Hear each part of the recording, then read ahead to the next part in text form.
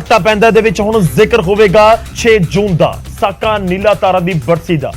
ਇਸ ਮੌਕੇ ਸ਼੍ਰੀ ਅਕਾਲ ਤਖਤ ਸਾਹਿਬ ਦੇ ਜਥੇਦਾਰ ਨੇ ਇੱਕ ਵਾਰ ਮੁੜ ਤੋਂ ਮਾਡਰਨ ਹਥਿਆਰਾਂ ਵਾਲੀ ਗੱਲ ਨੂੰ ਦੁਹਰਾਇਆ ਤੇ ਸੰਗਤ ਨੂੰ ਸੰਬੋਧਨ ਕਰਦਿਆਂ ਕਿਹਾ ਕਿ ਗੁਰਦੁਆਰਿਆਂ ਦੇ ਵਿੱਚ ਗੱਤਕਾ ਅਕੈਡਮੀਆਂ ਦੇ ਨਾਲ ਸ਼ੂਟਿੰਗ ਰੇਂਜਾਂ ਸਥਾਪਿਤ ਕੀਤੀਆਂ ਜਾਣ, ਨੌਜਵਾਨਾਂ ਨੂੰ ਲੁਕ ਛਿਪ ਕੇ ਨਹੀਂ ਸ਼ਰੇਆਮ ਹਥਿਆਰਾਂ ਦੀ ਟ੍ਰੇਨਿੰਗ ਦਿੱਤੀ ਜਾਵੇ। ਇਹ ਅੱਜ ਜ਼ਰੂਰਤ ਆ ਗਈ ਹੈ, ਜਿਵੇਂ ਧੰਨ ਗੁਰੂ ਅੰਗਦ ਦੇਵ ਜੀ ਮਹਾਰਾਜ ਨੇ ਖਡੂਰ ਸਾਹਿਬ ਦੀ ਧਰਤੀ ਦੇ ਉੱਤੇ ਮੱਲ ਅਖਾੜੇ ਕਾਇਮ ਕੀਤੇ ਸੀ। ਅੱਜ ਗੱਤਕਾ ਅਕੈਡਮੀਆਂ ਤੇ ਗੱਤਕੇ ਅਖਾੜੇ ਜਿਹੜੇ ਨੇ ਸਾਡੀਆਂ ਸੰਸਥਾਵਾਂ ਗੁਰਦੁਆਰਾ ਸਾਹਿਬਾਨ ਦੇ ਅੰਦਰ ਕਾਇਮ ਕਰਨ। ਜਥੇਦਾਰ ਗਿਆਨੀ ਹਰਪ੍ਰੀਤ ਸਿੰਘ ਦਾ ਕਹਿਣਾ ਹੈ ਕਿ ਹੁਣ ਵਕਤ ਇਕੱਠੇ ਹੋਣ ਦਾ ਆ ਚੁੱਕਾ ਹੈ, ਨੌਜਵਾਨਾਂ ਨੂੰ ਨਸ਼ੇ ਤੋਂ ਦੂਰ ਕਰਕੇ ਸ਼ਸਤਰ ਵਿਦਿਆ ਦਿੱਤੀ ਜਾਵੇ। ਅੱਜ ਵਕਤ ਆ ਗਿਆ, ਅਸੀਂ ਇਕੱਠੇ ਹੋਈਏ, ਅਸੀਂ ਆਪਣੇ ਨੌਜਵਾਨਾਂ ਨੂੰ ਨਸ਼ਿਆਂ ਤੋਂ ਬਚਾ ਕੇ ਸ਼ਸਤਰ ਅਭਿਆਸ ਵਾਲੇ ਪਾਸੇ ਲਾਈਏ। ਸਾਕਾ ਨੀਲਾ ਤਾਰਾ ਦੀ ਬਰਸੀ ਮੌਕੇ ਸ਼੍ਰੀ ਦਰਬਾਰ ਸਾਹਿਬ ਦੇ ਬਾਹਰ ਵੱਡੀ ਗਿਣਤੀ ਦੇ ਵਿੱਚ ਸੁਰੱਖਿਆ ਮੁਲਾਜ਼ਮ ਤੈਨਾਤ ਸਨ। ਜਿਸ ਤਰ੍ਹਾਂ ਸੁਰੱਖਿਆ ਕਰਮੀ ਤੈਨਾਤ ਸੀ, ਉਸ ਨੂੰ ਲੈ ਕੇ ਜਥੇਦਾਰ ਨੇ ਪ੍ਰਸ਼ਾਸਨ ਨੂੰ ਘੇਰਿਆ। ਇਸ ਵਾਰ ਸ੍ਰੀ ਅੰਮ੍ਰਿਤਸਰ ਸਾਹਿਬ ਦੇ ਆਸ-ਪਾਸ ਸਰਕਾਰ ਨੇ ਬਹੁਤ ਵੱਡਾ ਘੇਰਾ ਕੱਤਿਆ। ਪੁੱਛਿਆ ਵੀ ਇਹਨੇ ਸੁਰੱਖਿਆ ਘੇਰੇ ਕਿਉਂ? ਕਹਿੰਦੇ ਜੀ ਸਿੱਖਾਂ ਦੀ ਸੁਰੱਖਿਆ ਵਾਸਤੇ। ਪੰਜਾਬ 'ਚ ਈਸਾਈ ਧਰਮ ਦੇ ਪ੍ਰਚਾਰ ਨੂੰ ਲੈ ਕੇ ਵੀ ਜਥੇਦਾਰ ਨੇ ਚਿੰਤਾ ਪ੍ਰਗਟਾਈ। ਈਸਾਈਅਤ ਦਾ ਪ੍ਰਚਾਰ ਜਿਹੜਾ ਹੈ ਬੜੇ ਜ਼ੋਰ ਸ਼ੋਰ ਦੇ ਨਾਲ ਚਲਾਇਆ ਜਾ ਰਿਹਾ ਹੈ। ਪੰਜਾਬ ਦੇ ਅੰਦਰ ਪਿੰਡ-ਪਿੰਡ ਚਰਚਾਂ ਬਣ ਰਹੀਆਂ ਔਰ ਮਸੀਤਾਂ ਬਣ ਰਹੀਆਂ। ਇਹ ਸਾਡੇ ਵਾਸਤੇ ਚਿੰਤਾ ਵਾਲੀ ਗੱਲ ਹੈ। ਤਾਂ ਜਥੇਦਾਰ ਸਾਹਿਬ ਦੇ ਵੱਲੋਂ ਕੌਮ ਦੇ ਨਾਮ ਸੰਦੇਸ਼ ਦਿੱਤਾ ਗਿਆ। ਇਸ ਦੇ ਵਿੱਚ ਜ਼ਿਕਰ ਇੱਕ ਵਾਰ ਮੁੜ ਤੋਂ ਮਾਡਰਨ ਹਥਿਆਰਾਂ ਦਾ ਸੀ। ਉਹਦਾ ਸਾਕਾ ਨੀਲਾ ਤਾਰਾ ਦੀ ਬਰਸੀ ਮੌਕੇ ਖਾਲਿਸਤਾਨ ਜ਼ਿੰਦਾਬਾਦ ਦੇ ਨਾਰੇ ਵੀ ਲੱਗੇ। ਅੰਮ੍ਰਿਤਸਰ ਦੇ ਚੱਪੇ-ਚੱਪੇ ਤੇ ਪੁਲਿਸ ਤੈਨਾਤ ਰਹੀ ਤੇ ਇਸ ਵਿਚਾਲੇ ਵੱਡੀ ਗਿਣਤੀ 'ਚ ਸਿੱਖਾਂ ਦੇ ਵੱਲੋਂ ਖਾਲਿਸਤਾਨ ਜ਼ਿੰਦਾਬਾਦ ਦੇ ਨਾਰੇ ਲਗਾਏ ਗਏ।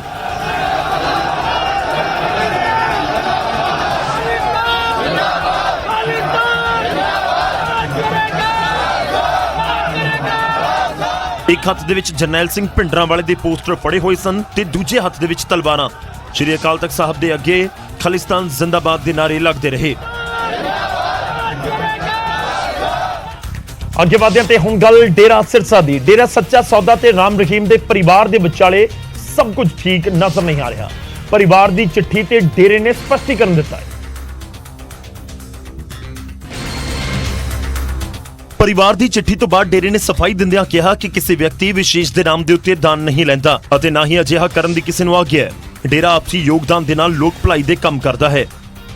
ਦੱਸ ਦਈਏ ਕਿ ਬੀਤੇ ਦਿਨ ਡੇਰਾ ਮੁਖੀ ਰਾਮ ਰਹੀਮ ਦੇ ਪਰਿਵਾਰ ਨੇ ਸੋਸ਼ਲ ਮੀਡੀਆ ਦੇ ਉੱਤੇ ਇੱਕ ਚਿੱਠੀ ਪੋਸਟ ਕੀਤੀ ਸੀ, ਜਿਸ ਦੇ ਵਿੱਚ ਕਿਹਾ ਗਿਆ ਸੀ ਕਿ ਸਾਡੇ ਨਾਮ ਤੇ ਲੋਕਾਂ ਤੋਂ ਦਾਨ ਇਕੱਠਾ ਕੀਤਾ ਜਾ ਰਿਹਾ ਹੈ, ਜਦਕਿ ਅਸੀਂ ਕਦੇ ਕਿਸੇ ਨੂੰ ਦਾਨ ਇਕੱਠਾ ਕਰਨ ਦੇ ਲਈ ਨਹੀਂ ਕਿਹਾ। ਜੇਕਰ ਕਿਸੇ ਨੇ ਸਾਡਾ ਨਾਮ ਲੈ ਕੇ ਦਾਨ ਮੰਗਿਆ ਹੈ ਤਾਂ ਉਸ ਵਿਅਕਤੀ ਦਾ ਪੂਰਾ ਵੇਰਵਾ ਤੇ ਜਾਣਕਾਰੀ ਸਾਨੂੰ ਮੈਸੇਜ ਕਰੋ, ਜਿਸ ਤੋਂ ਬਾਅਦ ਅਸੀਂ ਤੁਹਾਡੇ ਨਾਲ ਸੰਪਰਕ ਕਰਾਂਗੇ। ਕੁਝ ਸ਼ਰਾਰਤੀ ਲੋਕ ਆਪਣੇ ਸਵਾਰਥ ਦੇ ਲਈ ਗੁਪਤ ਮੀਟਿੰਗਾਂ ਕਰਕੇ ਸਾਡੇ ਬਾਰੇ ਝੂਠਾ ਪ੍ਰਚਾਰ ਕਰ ਰਹੇ ਨੇ। ਅਗਲੀ ਖਬਰ ਦਾ ਰੁਖ ਕਰਦੇ ਹਾਂ। ਪੰਜਾਬ ਕਾਂਗਰਸ ਦੇ ਵਿੱਚੋਂ ਸਾਬਕਾ ਮੰਤਰੀਆਂ ਨੇ ਕਾਂਗਰਸ ਨੂੰ ਅਲਵਿਦਾ ਕਿਹਾ, ਬੀਜੇਪੀ ਨੂੰ ਜੁਆਇਨ ਕੀਤਾ ਤਾਂ ਇਸ ਵਿਚਾਲੇ ਪੀਪੀਸੀਸੀ ਪ੍ਰਧਾਨ ਰਾਜਾ ਵੜਿੰਗ ਦਾ ਵੀ ਇੱਕ ਤਲਖ ਬਿਆਨ ਸਾਹਮਣੇ ਆਇਆ। ਕਾਂਗਰਸ 'ਚ ਬਾਗੀ ਜਾਂ ਬਾਗੀਆਂ ਦੀ ਕਾਂਗਰਸ, ਕੁਝ ਇਸ ਤਰ੍ਹਾਂ ਦੇ ਹਾਲਾਤ ਹੋਏ ਪਏ ਨੇ ਕਾਂਗਰਸ ਦੇ। ਇੱਕ ਪਾਸੇ ਕਾਂਗਰਸ ਦੇ ਸਾਬਕਾ ਮੰਤਰੀਆਂ ਨੇ ਕਾਂਗਰਸ ਦਾ ਹੱਥ ਛੱਡਿਆ ਤਾਂ ਦੂਜੇ ਪਾਸੇ ਪੀਪੀਸੀਸੀ ਪ੍ਰਧਾਨ ਹਰੀਸ਼ ਚੌਧਰੀ ਨੂੰ ਸੰਬੋਧਨ ਕਰਦਿਆਂ ਕਹਿ ਰਹੇ ਨੇ ਕਿ ਵੈਸੇ ਤਾਂ 2-3 ਸਾਲਾਂ ਦੇ ਵਿੱਚ ਪ੍ਰਧਾਨ ਨੂੰ ਉਤਾਰ ਦਿੱਤਾ ਜਾਂਦਾ ਹੈ ਤੇ ਜੇ ਮੈਨੂੰ 3 ਸਾਲ ਮਿਲੇ ਤਾਂ ਮੈਂ 3 ਸਾਲਾਂ ਦੇ ਵਿੱਚ ਹੀ ਪੱਕਾ ਕੰਮ ਕਰ ਦੇਵਾਂਗਾ, ਕਿਉਂਕਿ ਕੱਚਾ ਮੈਂ ਵੀ ਨਹੀਂ। ਪਰ ਐਡਾ ਕੱਚਾ ਮੈਂ ਵੀ ਨਹੀਂ, 3 ਸਾਲਾਂ 'ਚ ਐਸਾ ਕੰਮ ਪੱਕਾ ਕਰ ਦੂੰਗਾ ਜੇ ਮੈਨੂੰ ਪਕਾਉਣਗੇ ਤਾਂ ਲੋਕ ਇਹਨਾਂ ਨੂੰ ਪੈ ਜਾਣਗੇ। ਇਹ ਆਉ ਥੋੜੀ। ਬੀਤੇ ਦਿਨੀ ਕਾਂਗਰਸ ਦੇ ਸੀਨੀਅਰ ਆਗੂ ਬੀਜੇਪੀ 'ਚ ਸ਼ਾਮਲ ਹੋਏ ਸਨ। ਇਸੇ ਵਿਚਾਲੇ ਰਾਜਾ ਵੜਿੰਗ ਦੇ ਇਸ ਬਿਆਨ ਦੇ ਵੀ ਕਈ ਮਾਇਨੇ ਕੱਢੇ ਜਾ ਰਹੇ ਨੇ। ਜੇ ਹਰੀਸ਼ ਚੌਧਰੀ ਨੇ ਮੈਨੂੰ 5 ਸਾਲ ਬਣੇ ਰਹਿਣ ਦਾ ਮੌਕਾ ਦਿੱਤਾ, ਜੇ ਪਹਿਲਾਂ ਹੀ ਭੜਕਾਤਾ 2.5-3 ਸਾਲਾਂ ਬਾਅਦ ਵੈਸੇ ਤਾਂ ਭੜਕਾ ਹੀ ਦਿੰਦੇ ਹੁੰਦੇ। ਤੇ ਇਹ ਕਾਂਗਰਸ ਦਾ ਮੈਨੂੰ ਸਾਰੇ ਨੇ ਕਿਹਾ ਕਹਿੰਦੇ ਤੈਨੂੰ 3 ਸਾਲਾਂ ਬਾਅਦ ਤੇਰੀ ਛੁੱਟੀ ਹੈ। ਕਿ ਰਾਜਾ ਵੜਿੰਗ ਆਪਣੇ ਇਸ ਸਟਾਈਲ ਦੇ ਲਈ ਵੀ ਜਾਣੇ ਜਾਂਦੇ ਨੇ, ਚਾਹੇ ਜਦੋਂ ਟਰਾਂਸਪੋਰਟ ਮੰਤਰੀ ਸੀ ਉਸ ਸਮੇਂ, ਚਾਹੇ ਜਦੋਂ ਸਿਰਫ ਵਿਧਾਇਕ ਸੀ ਉਸ ਸਮੇਂ, ਜਾਂ ਹੁਣ ਜਦੋਂ ਪੰਜਾਬ ਕਾਂਗਰਸ ਦੇ ਪ੍ਰਧਾਨ ਨੇ ਤਾਂ ਉਸ ਸਮੇਂ ਵੀ। ਪਰ ਜਦੋਂ ਪ੍ਰਧਾਨ ਦੇ ਬਿਆਨ ਤਲਖ ਹੋਣ ਤਾਂ ਫਿਰ ਫਰਕ ਤਾਂ ਪੈਂਦਾ ਹੈ। ਉਹਦਾ ਸੰਗਰੂਰ ਜ਼ਿਮਨੀ ਚੋਣ ਦੇ ਲਈ ਸਿਆਸੀ ਅਖਾੜਾ ਸੱਜ ਚੁੱਕਿਆ। ਨਾਮਜ਼ਦਗੀਆਂ ਦੇ ਆਖਰੀ ਦਿਨ ਕਈ ਉਮੀਦਵਾਰਾਂ ਦੇ ਵੱਲੋਂ ਆਪਣੀ ਨਾਮਜ਼ਦਗੀ ਭਰੀ ਗਈ। ਨਾਮਜ਼ਦਗੀ ਦੇ ਆਖਰੀ ਦਿਨ ਕਾਂਗਰਸ ਦੇ ਉਮੀਦਵਾਰ ਦਲਬੀਰ ਗੋਲਡੀ, ਅਕਾਲੀ ਬੀਐਸਪੀ ਦੇ ਕੈਂਡੀਡੇਟ ਕਮਲਦੀਪ ਕੌਰ ਰਾਜੋਆਣਾ ਅਤੇ ਬੀਜੇਪੀ ਦੇ ਕੇਵਲ ਸਿੰਘ ਢਿੱਲੋਂ ਨੇ ਪਰਚਾ ਭਰਿਆ। ਸਾਰਿਆਂ ਨੇ ਅਪੀਲ ਕੀਤੀ ਕਿ ਬੰਦੀ ਸਿੱਖ ਪਰਿਵਾਰਾਂ ਚੋਂ ਜੇ ਕੋਈ ਪਰਿਵਾਰਾਂ ਚੋਂ ਕੋਈ ਉਹਨਾਂ ਦਾ ਕੋਈ ਬੱਚਾ ਜਾਂ ਭੈਣ ਜਾਂ ਕੋਈ ਖੜਾ ਹੋ ਜੇ, ਇੱਕ ਮੈਸੇਜ ਜਾਂਦਾ ਹੈ। ਤੋ ਅਸੀਂ ਮੈਨੂੰ ਬੜੀ ਖੁਸ਼ੀ ਹੈ ਕਿ ਸੰਤ ਸਮਾਜ, ਨਿਹੰਗ ਸਿੰਘ ਜਥੇਬੰਦੀਆਂ ਸਾਰਿਆਂ ਨੇ ਅਪੀਲ ਕੀਤੀ ਕਿ ਬੰਦੀ ਸਿੱਖ ਪਰਿਵਾਰਾਂ ਚੋਂ ਕੋਈ ਨਾ ਕੋਈ ਖੜਾ ਹੋਏ। ਆਮ ਆਦਮੀ ਪਾਰਟੀ ਨੇ ਆਪਣੇ ਉਮੀਦਵਾਰ ਗੁਰਮੇਲ ਸਿੰਘ ਨੂੰ ਬਣਾਇਆ ਅਤੇ ਉਹ ਆਪਣਾ ਨਾਮਜ਼ਦਗੀ ਪਰਚਾ ਪਹਿਲਾਂ ਦਾਖਲ ਕਰ ਚੁੱਕੇ ਨੇ। ਸ਼੍ਰੋਮਣੀ ਅਕਾਲੀ ਦਲ ਅੰਮ੍ਰਿਤਸਰ ਦੇ ਸੁਪਰੀਮੋ ਸਿਮਰਨਜੀਤ ਸਿੰਘ ਮਾਨ ਨੇ ਵੀ ਚੋਣ ਲੜਨ ਦਾ ਐਲਾਨ ਕੀਤਾ ਅਤੇ ਉਹ ਵੀ ਆਪਣੀ ਨਾਮਜ਼ਦਗੀ ਦਾਖਲ ਕਰ ਚੁੱਕੇ ਨੇ। ਇੱਥੇ ਦਿਲਚਸਪ ਗੱਲ ਇਹ ਹੈ ਕਿ ਬੀਜੇਪੀ ਨੇ ਹਾਲ ਹੀ ਦੇ ਵਿੱਚ ਸ਼ਾਮਲ ਹੋਏ ਸਾਬਕਾ ਕਾਂਗਰਸ ਦੇ ਆਗੂ ਢਿੱਲੋਂ ਦੇ ਉੱਤੇ ਦਾ ਖੇਡਿਆ। 3 ਮਹੀਨੇ ਪਹਿਲੇ ਪੰਜਾਬ ਦੇ ਲੋਕਾਂ ਨੇ ਇੱਕ ਫੈਸਲਾ ਸੁਣਾਇਆ ਸੀਗਾ। ਇੰਨੇ ਕਹੂੰਗਾ ਵੀ ਉਸ ਫੈਸਲੇ ਦੇ ਉੱਤੇ ਜਿਵੇਂ ਜੱਜਮੈਂਟ ਕੋਈ ਰਿਵਿਊ ਕਰ ਦਿੰਦੇ ਨੇ ਵੀ ਸਾਨੂੰ ਆ ਤੁਹਾਡਾ ਫੈਸਲਾ, ਉਹਨਾਂ ਨੂੰ ਰਿਵਿਊ ਕਰਨ ਦਾ ਮੌਕਾ ਮਿਲ ਗਿਆ, ਨਜ਼ਰਸਾਨੀ ਲੋਕਾਂ ਨੂੰ ਦੁਬਾਰਾ ਇੱਕ ਮੌਕਾ ਮਿਲ ਗਿਆ 3 ਮਹੀਨੇ ਦੇ ਅੰਦਰ ਵੀ ਕੀ ਪੰਜਾਬ ਨੇ ਆ ਹੀ ਬਦਲਾਅ ਚਾਹਿਆ ਸੀ ਜਿਹੜਾ 3 ਮਹੀਨੇ ਅਸੀਂ ਦੇਖਿਆ। ਕਾਂਗਰਸ ਨੇ ਸਾਬਕਾ ਵਿਧਾਇਕ ਦਲਬੀਰ ਗੋਲਡੀ ਨੂੰ ਮੈਦਾਨ ਦੇ ਵਿੱਚ ਉਤਾਰਿਆ ਹੈ। ਗੋਲਡੀ ਸੰਗਰੂਰ ਦੇ ਤਹਿਤ ਆਉਣ ਵਾਲੀ ਧੂਰੀ ਸੀਟ ਤੋਂ ਪਿਛਲੀਆਂ ਵਿਧਾਨ ਸਭਾ ਚੋਣਾਂ 'ਚ ਮੁੱਖ ਮੰਤਰੀ ਭਗਵੰਤ ਮਾਨ ਤੋਂ 58206 ਵੋਟਾਂ ਦੇ ਫਰਕ ਨਾਲ ਹਾਰ ਗਏ ਸੀ। ਦੱਸ ਦਈਏ ਕਿ ਸੰਗਰੂਰ ਜ਼ਿਮਨੀ ਚੋਣਾਂ ਦੇ ਲਈ 23 ਜੂਨ ਨੂੰ ਵੋਟਿੰਗ ਹੋਣੀ ਹੈ ਅਤੇ 26 ਤਰੀਕ ਨੂੰ ਨਤੀਜੇ ਐਲਾਨੇ ਜਾਣਗੇ। ਸਿਮਰਨਜੀਤ ਸਿੰਘ ਮਾਨ, ਗੁਰਮੇਲ ਸਿੰਘ, ਕਮਲਦੀਪ ਕੌਰ, ਉਸ ਤੋਂ ਬਾਅਦ ਦਲਬੀਰ ਗੋਲਡੀ ਤੇ ਇਸ ਦੇ ਨਾਲ ਕੇਵਲ ਢਿੱਲੋਂ, ਯਾਨੀ ਕਿ ਇਹ ਫਸਵਾਂ ਮੁਕਾਬਲਾ ਜ਼ਰੂਰ ਨਜ਼ਰ ਆ ਰਿਹਾ ਹੈ। ਖੈਰ ਜਦੋਂ ਜ਼ਿਮਨੀ ਚੋਣ ਦੇ ਵਿੱਚ ਵੀ ਦਿੱਗਜ ਨਜ਼ਰ ਆਉਣ ਫਿਰ ਫਰਕ ਤਾਂ ਪੈਂਦਾ ਹੈ। ਹੁਣ ਅੱਗੇ ਵਧਦੇ ਤੇ ਖਬਰ ਨਾਭਾ ਤੋਂ ਲਵਾਂਗੇ। ਨਾਭਾ ਦੇ ਵਿੱਚ ਇੱਕ ਸਮਾਗਮ ਸੀ ਜਿੱਥੇ ਵਿਧਾਇਕ ਨਾਭਾ ਦੇ ਦੇਵਮਾਨ ਪਹੁੰਚੇ ਹੋਏ ਸੀ। ਉੱਥੇ ਹੰਗਾਮਾ ਹੋ ਗੋਲੀਆਂ ਇੱਥੇ ਵਿਕਦੀਆਂ। ਇੱਕ ਨੌਜਵਾਨ ਨੇ ਸਪੀਚ ਦਿੱਤੀ ਜਿਸ ਦੌਰਾਨ ਉਸਨੇ ਕਿਹਾ ਕਿ ਪਿੰਡ 'ਚ ਸ਼ਰੇਆਮ ਨਸ਼ਾ ਵਿਕਦਾ ਹੈ। ਸਭ ਤੋਂ ਵੱਧ ਏਰੀਆ ਦੇ ਵਿੱਚ ਮੈਂ ਗੋਲੀਆਂ ਇੱਥੇ ਵਿਕਦੀਆਂ, ਦਾਰੂ ਇੱਥੇ ਵਿਕਦੀ ਆ, ਚਿੱਟਾ ਇੱਥੇ ਵਿਕਦਾ। ਸਭ ਤੋਂ ਵੱਧ ਚਿੱਟੇ ਦਾ ਨਸ਼ਾ ਕਰਨ ਵਾਲੇ, ਗੋਲੀਆਂ ਦਾ ਨਸ਼ਾ ਕਰਨ ਵਾਲੇ ਇਹ ਪਿੰਡ ਦੇ ਮੁੰਡੇ ਆ। ਤੇ ਨੌਜਵਾਨ ਜਦੋਂ ਬੋਲ ਰਿਹਾ ਸੀ ਤਾਂ ਉਸ ਸਮੇਂ ਵਿਧਾਇਕ ਵੀ ਉੱਥੇ ਬੈਠੇ ਸਨ ਤੇ ਜਾਣਕਾਰੀ ਮੁਤਾਬਕ ਉਸ ਦੀ ਸਪੀਚ ਸੁਣਦੇ ਹੀ ਵਿਧਾਇਕ ਸਾਹਿਬ ਗੁੱਸੇ 'ਚ ਆ ਗਏ। ਨਹੀਂ ਬੋਲੋ ਨਹੀਂ, ਤੁਸੀਂ ਏਦਾਂ ਕਰੋ ਬ੍ਰਦਰ, ਆ ਡਾਕਟਰ ਤੋਂ ਲਾਈਨ ਕਰਕੇ ਮੇਰੇ ਨਾਲ ਗੱਲ ਕਰੀ ਫਿਰ ਆ ਵਿਧਾਇਕ ਦੇਵ ਸਿੰਘ ਮਾਨ ਨੇ ਗੁੱਸੇ ਦੇ ਵਿੱਚ ਇਹ ਪੁੱਛਿਆ ਕਿ ਕਿੱਥੇ ਨਸ਼ਾ ਵਿਕ ਰਿਹਾ ਹੈ, ਮੇਰੇ ਨਾਲ ਚੱਲੋ, ਇਕੱਲੀਆਂ ਗੱਲਾਂ ਨਾ ਕਰੋ। ਕੁੱਤੇ ਵਰਗੇ ਲੋਕ ਇੱਥੇ ਬੋਲ ਕੇ ਚਲੇ ਜਾਂਦੇ, ਮੁੜ ਕੇ ਤੇ ਡਿਊਟੀ ਦੇਣਾ ਉੱਥੇ। ਕੁੱਤੇ ਵਰਗੇ ਲੋਕ ਇੱਥੇ ਬੋਲ ਕੇ ਚਲੇ ਜਾਂਦੇ, ਮੁੜ ਕੇ ਤੇ ਡਿਊਟੀ ਦੇਣਾ ਉੱਥੇ ਖੜ ਕੇ।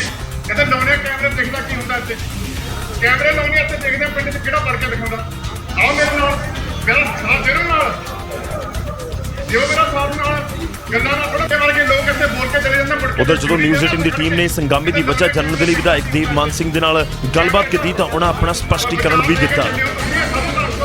ਮੈਂ ਖੁਦ ਉੱਥੇ ਪਹੁੰਚਿਆ ਸੀਗਾ। ਮੈਂ ਕਿਹਾ ਜੀ ਕੋਈ ਗੱਲ ਨਹੀਂ, ਜੇ ਤੁਹਾਡੀ ਨੌਲੇਜ ਆ ਨਾ ਕੋਈ ਜਿਹੜਾ ਵੀ ਕੋਈ ਨਸ਼ਾ ਕਰਦਾ ਜਾਂ ਵੇਚਦਾ ਤਾਂ ਤੁਸੀਂ ਮੇਰੀ ਨੌਲੇਜ ਦਿਓ, ਤਾਂ ਮੈਂ ਆਪ ਨਾਲ ਹੋ ਕੇ ਅਸੀਂ ਕਾਰਵਾਈ ਕਰਾਂਗੇ। ਵੱਧ ਚਿੱਟੇ ਦਾ ਨਸ਼ਾ ਕਰਨ ਨਾਭਾ ਵਾਲੇ ਦੇ ਵਿੱਚ ਨਸ਼ੇ ਨੂੰ ਰੋਕਣ ਦੇ ਲਈ ਇੱਕ ਸਮਾਗਮ ਰੱਖਿਆ ਗਿਆ ਸੀ ਜਿਸ ਦੇ ਵਿੱਚ ਹੰਗਾਮਾ ਹੋਇਆ। 12 ਸਾਲ ਕਿ ਨਸ਼ਾ ਬਹੁਤ ਵੱਡੀ ਸਮੱਸਿਆ ਇਸ ਸਮੇਂ ਪੰਜਾਬ ਦੇ ਸਾਹਮਣੇ ਤਾਂ ਜ਼ਰੂਰ ਹੈ, ਪਰ ਜਦੋਂ ਵਿਧਾਇਕ ਦੇ ਸਾਹਮਣੇ ਕੋਈ ਨੌਜਵਾਨ ਆ ਕੇ ਕਹੇ ਕਿ ਪਿੰਡ ਦੇ ਵਿੱਚ ਨਸ਼ਾ ਵਿਕਦਾ ਹੈ, 12-13 ਸਾਲ ਦੇ ਜਵਾਕ ਨਸ਼ਾ ਕਰ ਰਹੇ ਨੇ, ਫਿਰ ਫਰਕ ਤਾਂ ਪੈਂਦਾ। ਉਧਰ ਇੱਕ ਹੋਰ ਵਿਧਾਇਕ ਤੁਹਾਨੂੰ ਦਿਖਾਉਂਦੇ ਆ ਜਿਨ੍ਹਾਂ ਨੂੰ ਗੁੱਸਾ ਆ ਗਿਆ ਤੇ ਵਿਧਾਇਕ ਨੇ ਗੁਆਂਢੀ ਸੂਬੇ ਹਿਮਾਚਲ ਦੇ, ਉਹਨਾਂ ਤੋਂ ਕਾਂਗਰਸ ਦੇ ਵਿਧਾਇਕ ਸਤਪਾਲ ਰਾਏਜ਼ਾਦਾ ਐਕਸੀਅਨ ਦੇ ਨਾਲ ਭਿੜਨ ਪਹੁੰਚ ਗਏ। ਹੰਗਾਮੇ ਦੇ ਵਿਚਾਲੇ ਕਾਂਗਰਸੀ ਆਗੂ ਅਤੇ ਵਿਧਾਇਕ ਦੇ ਵਿਚਾਲੇ ਵੀ ਬਹਿਸ ਹੋ ਗਈ। ਟੈਂਡਰ ਰੱਦ ਕਰਨ ਨੂੰ ਲੈ ਕੇ ਗੁੱਸੇ ਦੇ ਵਿੱਚ ਆਏ ਕਾਂਗਰਸ ਦੇ ਵਿਧਾਇਕ ਲਵ ਲਸ਼ਕਰ ਲੈ ਕੇ ਜਲ ਸ਼ਕਤੀ ਵਿਭਾਗ ਦੇ ਦਫ਼ਤਰ ਦੇ ਵਿੱਚ ਪਹੁੰਚ ਗਏ। ਰਾਏਜ਼ਾਦਾ ਨੇ ਕਾਗਜ਼ ਐਕਸੀਅਨ ਦੇ ਟੇਬਲ ਦੇ ਉੱਤੇ ਰੱਖੇ, ਗੁੱਸੇ 'ਚ ਟੈਂਡਰ ਰੱਦ ਕਰਨ ਦੀ ਵਜ੍ਹਾ ਪੁੱਛੀ। ਅਜੇ ਐਕਸੀਅਨ ਅਤੇ ਵਿਧਾਇਕ ਦੇ ਵਿਚਾਲੇ ਗਹਿਮਾ-ਗਹਿਮੀ ਹੋ ਹੀ ਰਹੀ ਸੀ ਕਿ ਇਲਾਕੇ ਦੇ ਕਾਂਗਰਸੀ ਆਗੂ ਓਪੀ ਧੀਮਾਨ ਨੇ ਰਾਏਜ਼ਾਦਾ ਦੇ ਅਧਿਕਾਰੀਆਂ ਦੇ ਨਾਲ ਵਤੀਰੇ ਦੇ ਉੱਤੇ ਸਵਾਲ ਚੁੱਕ ਦਿੱਤੇ। ਕਰੀਬ 45 ਮਿੰਟ ਤੱਕ ਐਕਸੀਅਨ ਦੇ ਦਫ਼ਤਰ ਦੇ ਵਿੱਚ ਖੂਬ ਹੰਗਾਮਾ ਹੁੰਦਾ ਰਿਹਾ। ऑफिसर के साथ बात कैसे करनी, एक पल हम बोलते हैं लोगों को कि ਟੈਂਡਰ ਰੱਦ ਕਰਨ ਦਾ ਵਿਰੋਧ ਕਰਨ ਪਹੁੰਚੇ ਕਾਂਗਰਸ ਦੇ ਵਿਧਾਇਕ ਅਤੇ ਉਹਨਾਂ ਦੇ ਵਰਕਰ ਕਿਸੇ ਹੋਰ ਹੀ ਟਰੈਕ ਦੇ ਉੱਤੇ ਨਿਕਲ ਗਏ। ਕਾਫੀ ਦੇਰ ਦੀ ਗਹਿਮਾ-ਗਹਿਮੀ ਅਤੇ ਹੰਗਾਮੇ ਤੋਂ ਬਾਅਦ ਮਾਮਲਾ ਸ਼ਾਂਤ ਹੋਇਆ।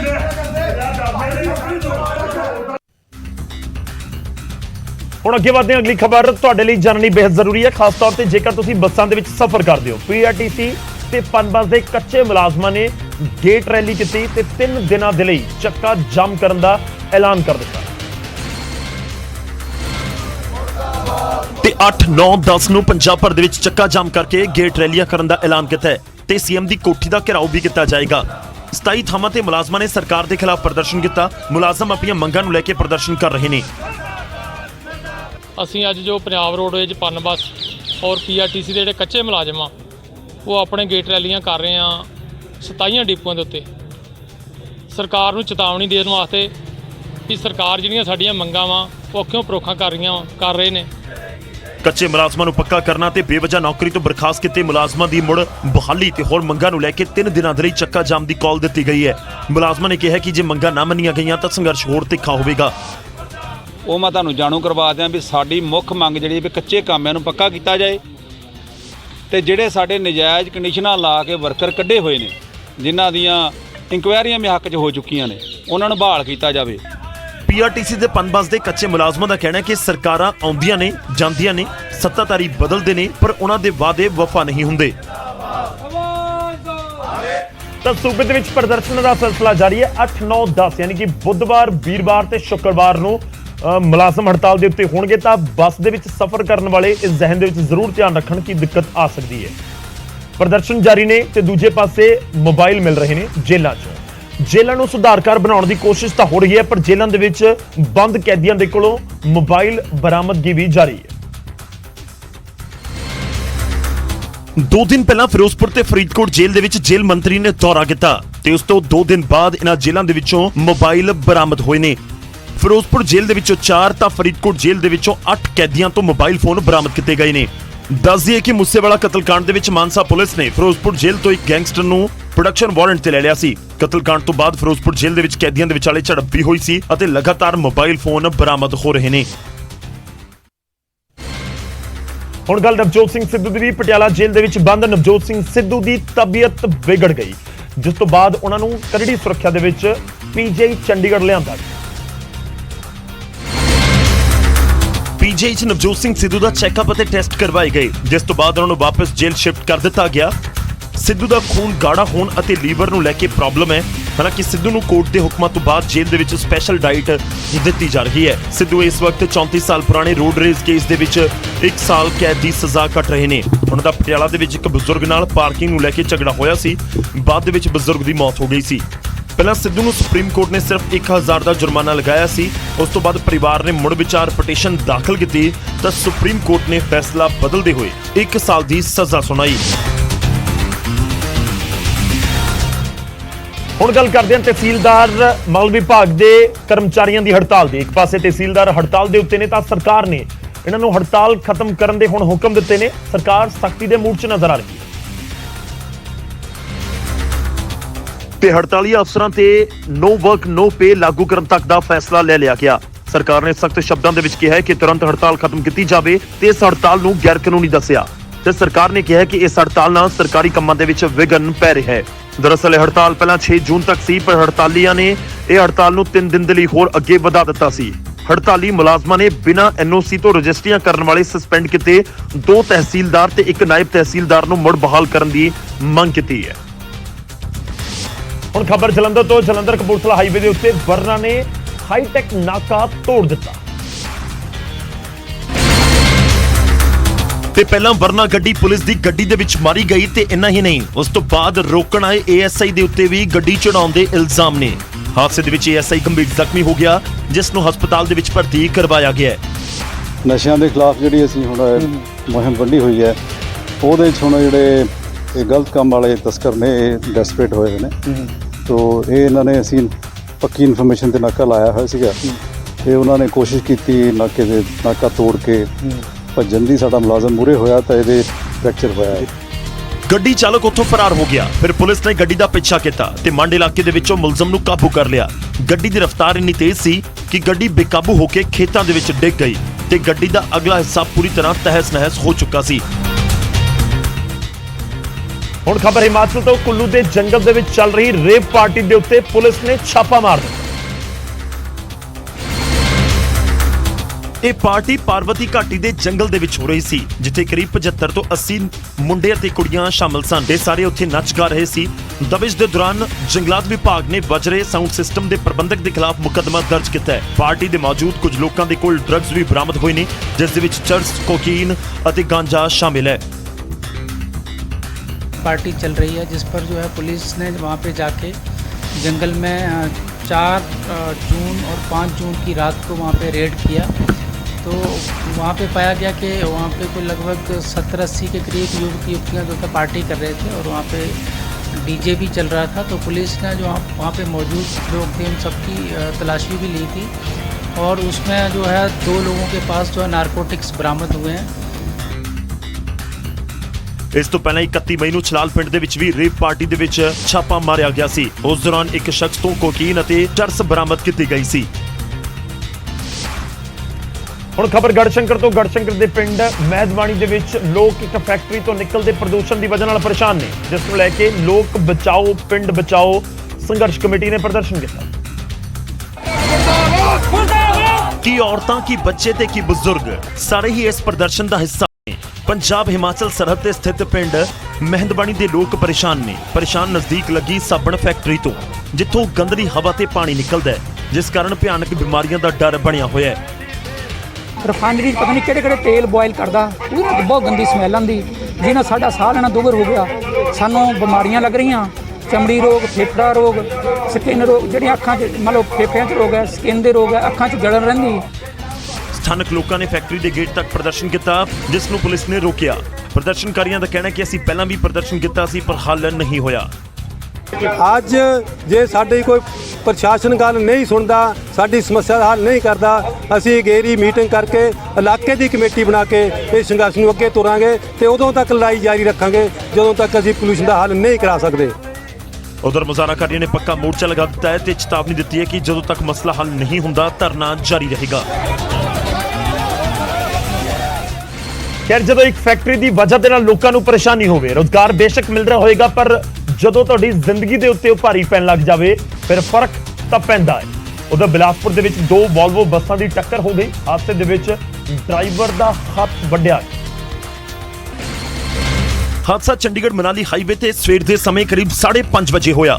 यूपी नंबर ਦੀ ਬੱਸ ਅਤੇ ਪੰਜਾਬ ਨੰਬਰ ਦੀ ਬੱਸ ਆਮੋ ਸਾਹਮਣੇ ਟਕਰਾ ਗਈਆਂ। ਰਾਹਤ ਦੀ ਗੱਲ ਰਹੀ ਕਿ ਹਾਦਸੇ 'ਚ ਜਾਨੀ ਨੁਕਸਾਨ ਤੋਂ ਬਚਾ ਰਿਹਾ, पर ड्राइवर जरूर जख्मी हो गया। इनमें से जो बस दिल्ली मनाली से दिल्ली की तरफ को जा रही थी, तो वो जो गलत पाई गई और उसका जो ड्राइवर है वो उसका हाथ ऑलरेडी कटा हुआ था, हाथ कटा हुआ था, तो उसको उन्होंने फौरी तौर पर जो एम्बुलेंस बुलाकर जो इसको पीछे के लिए भेजा है। और दूसरा बस का ड्राइवर है उसको भी चोटें आई है, उसका भी मेडिकल करवा दिया गया है। ਉੱਥੇ ਹਾਦਸੇ ਤੋਂ ਬਾਅਦ ਹਾਈਵੇ ਦੇ ਉੱਤੇ ਲੰਬਾ ਜਾਮ ਜ਼ਰੂਰ ਲੱਗ ਗਿਆ, ਜਿਸ ਦੀ ਵਜ੍ਹਾ ਦੇ ਨਾਲ ਰਾਹਗੀਰਾਂ ਨੂੰ ਖਾਸੀਆਂ ਪਰੇਸ਼ਾਨੀਆਂ ਦਾ ਸਾਹਮਣਾ ਕਰਨਾ ਪਿਆ। ਹੁਣ ਇੱਕ ਵਾਰ ਫਿਰ ਤਾਂ ਕੁੱਲੂ ਦਾ ਰੁਖ ਕਰਦੇ ਹਾਂ। ਹਿਮਾਚਲ ਦੇ ਵਿੱਚ ਇੱਕ ਵਾਰ ਫਿਰ ਤੋਂ ਜੰਗਲ ਦੇ ਵਿੱਚ ਅੱਗ ਲੱਗੀ ਹੈ। ਕੁੱਲੂ ਦੀ ਲਾ ਘਾਟੀ ਦੇ ਜੰਗਲਾਂ ਦੇ ਵਿੱਚ ਜ਼ਬਰਦਸਤ ਅੱਗ ਲੱਗ ਗਈ। देखते ही देखते अग की लपेट दे विच हरे भरे बूटे पेड़ आ गए। रात के समय लगी अग सवेर तक जंगल के काफी हिस्से नूं अपनी लपेट दे विच लै चुकी सी। जंगल दे विच भयंकर अग लगण दे नाल लखां दी जंगली संपदा सुआह हो गई। इस तो पहला अग रिहायशी इलाके तक फैलदी, उस तो पहला पिंड वालियां ने ही करड़ी मशक्कत तो बाद अग दे उत्ते काबू पा लिया।